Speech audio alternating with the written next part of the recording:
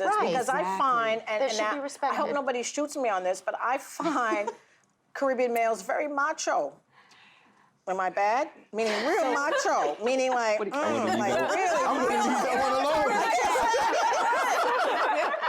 I mean, that's what I see. I see a culture that is, that is old worldy in a way. Now, maybe I'm wrong. Don't shoot me, Brooklyn, but I can't say you're wrong. I'm going to say, but do you find that with Southern men?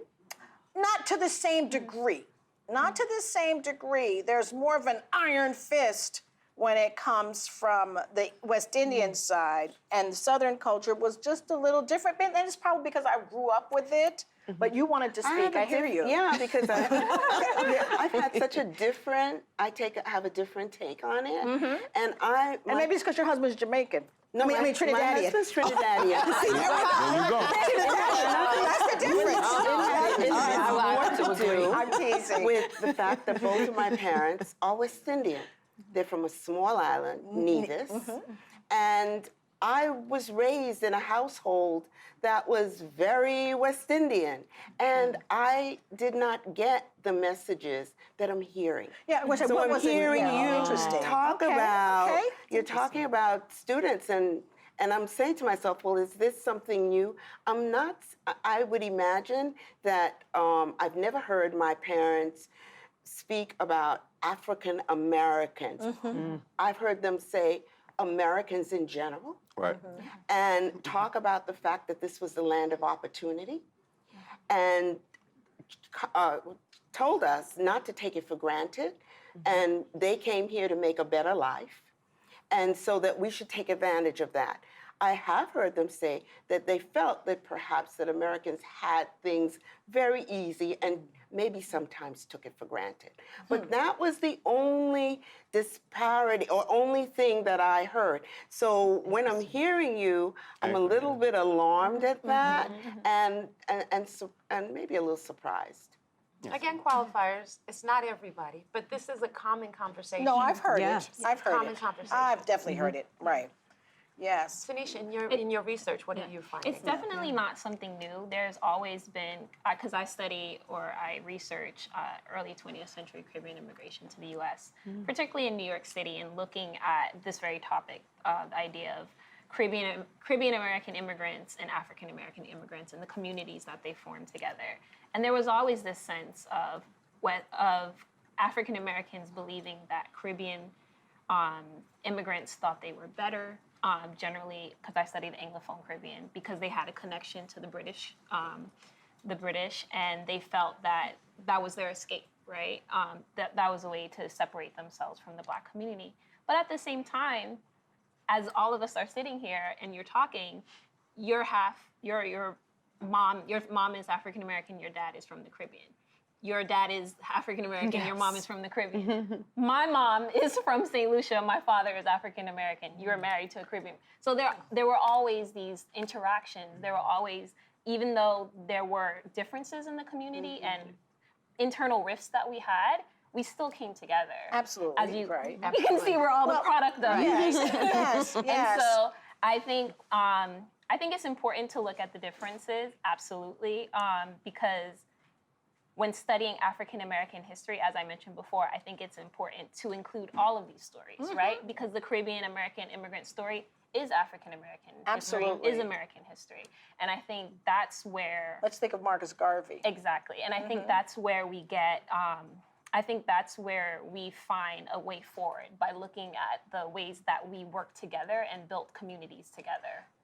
You know, because I could not take it for granted that during the Civil Rights Movement, you had Harry Belafonte. He's Jamaican.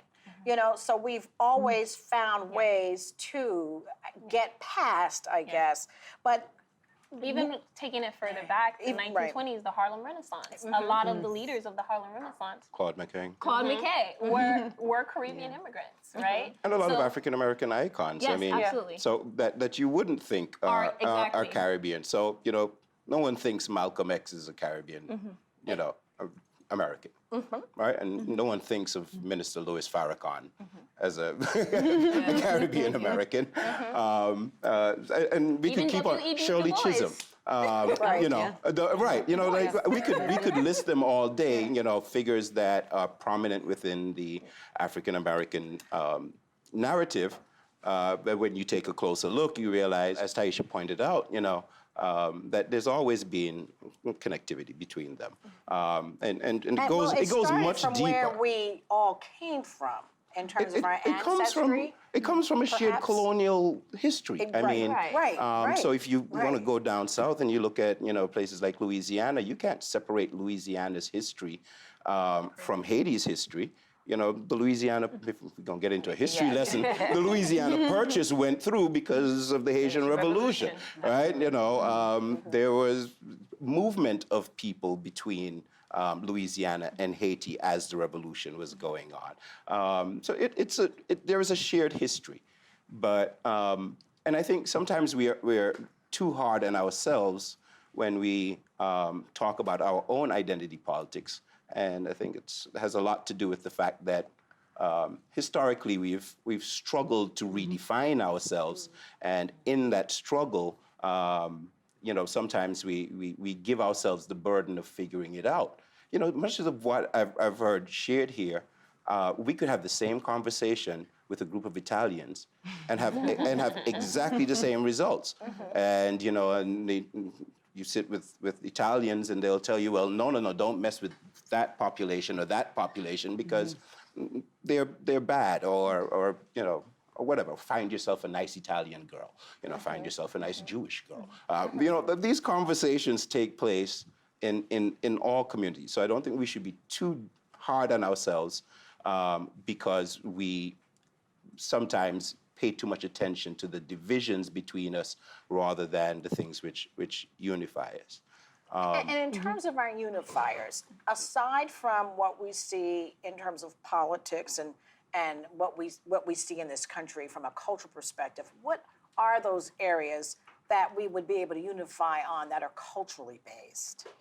Okay. I hope that's a question you could guess. Yeah, sure. Music was one. Perfect. You know, and you don't have to you know be a Brooklynite to appreciate that. You know, a beef patty, a Jamaican beef patty is just Everybody likes it. right. You know, it unifies everybody. You know, no one's going to argue with you about it. And as these cultures merge more and more, you'll find that, you know, so the people who are walking into a Jamaican restaurant or a Caribbean restaurant are not necessarily only Caribbean. Music-wise, the genres are blending. Earlier, you started talking about, you know, the Spanish-speaking Caribbean and the English-speaking. Reggaeton is nothing but. But let's go back to the food for a second, because one of the things I think that's interesting is that a lot of the areas that we're talking about all have the same foods, but they call them different names and they fix them differently, right? And so if you look at and argue about it. Yeah. You want to talk about dividers? You know, is it curry chicken or chicken curry?